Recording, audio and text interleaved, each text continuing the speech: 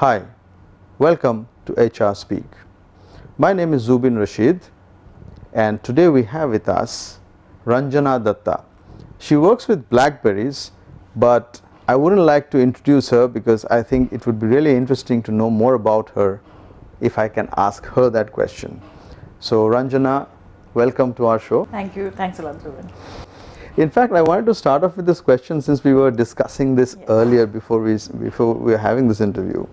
You were talking a little bit about your background and I found it very interesting. So I would like you to introduce yourself in two different ways. Okay. One is, can you tell something about yourself in terms of your profession and your work and your career? Okay. And on the other hand, why not also know about you a little bit more personally as well? Thanks a lot, Zubin. I started my career way back in 2008 with the Shopper Stop group, and it was a campus placement for me from my MBA days. And I started working as a department manager for men's formal with Shopper Stop in their Malad store.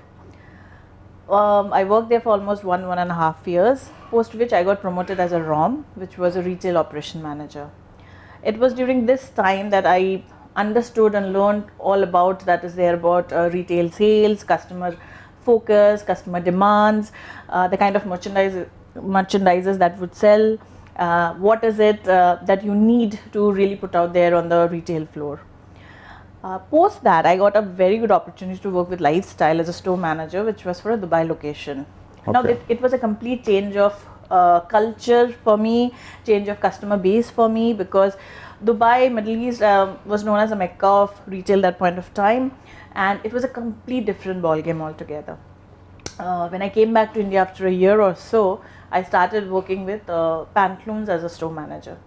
Now it was in Pantaloons where the change of profile happened from a store manager to a L&D person, because when I had joined Pantaloons, it was with the Future Group, and very soon after that Aditya Birla had acquired that. And Aditya Birla wanted to have a learning and development department and L&D people to head it, but those people had to come from an operation background so that they understand the requirements of operation, the customer difficulties that the staff face on floor, and how to, channelize those difficulties into opportunities by the staff. So they wanted hardcore operation people, and that is when that shift happened for me from operations to L&D. Okay. So what about something about you beyond work? We wanted to know a little bit more about you. Okay, so if I wouldn't have become a L&D person, a retail professional, I think I would have become a painter. I love painting. I have done a lot of oil bases, glass painting and sketches, and very fond of gardening. So these are the two things that occupy me the most post my job. And also I have a daughter who's 3 years old who keeps my hand full. Interesting. I have a son who's 3 years old. So I can completely understand. All right. I really want to know a little bit, because when you said you went to Dubai and you said completely different customer profile perhaps, and the people who are walking in are different. So if I can ask you about the cultural differences, did you find something really specific, and how did you cope up with it? Okay, so see, Indian market is very price sensitive, and anytime today if we see an Indian customer, they would walk into a store and the first thing they will ask is, what is the price of this? Are you running a discount? Will there be a sale? And can I get it in sale? Dubai people are not really much bothered about the pricing. They are more bothered about what my neighbor will think if I put it in my drawing room. And Lifestyle had a huge home section. So we were selling fountains which people there would put in their gardens, and then they would ask that question, that do you think that my fountain would be better than my neighbor's? So customer perception matter, or rather neighbor's perception mattered a lot to a customer there, whether the product is good, and less about whether it's worth the value, where India is more concerned about. Okay. And what about moving, and when you came to Pantaloons and you said that when Aditya Birla took over, and they had this thought process which was different from the earlier stakeholders and owners. So do you think that was the correct approach in terms of moving into the L&D? Yes, so for example, selecting people from operations to get into the L&D role, was that a right thought process? What do you think? Well, I have always, and this is my personal belief, felt that people from operation field would understand the challenges, opportunities, issues that we face in day-to-day life of a retail store manager. So if the same person comes on the other side of the line, he would be in a better position to help the other person facing those opportunities. So I think it was a very good opportunity, not only for a lot of operation people like me to go into L&D, but also for us to give a much thought after pragmatic solution to the challenges that those people faced at the shop floor. So for you as an individual, and you had spent so many years in operations, and then when you went into the L&D role, what did you have to do? So as an individual, did you have to prepare? Did you have to change? Okay, so what actually worked in my benefit was, when I was in Pantaloons and the shift happened, we had to undergo a 20-day boot camp. So I, along with me, there were 9 other people, so a bunch of 10 people were selected nationally, and we had to undergo a 20-day boot camp by the leading L&D leaders who were already part of Aditya Birla, which was handling More and Mathura Garments that point of time.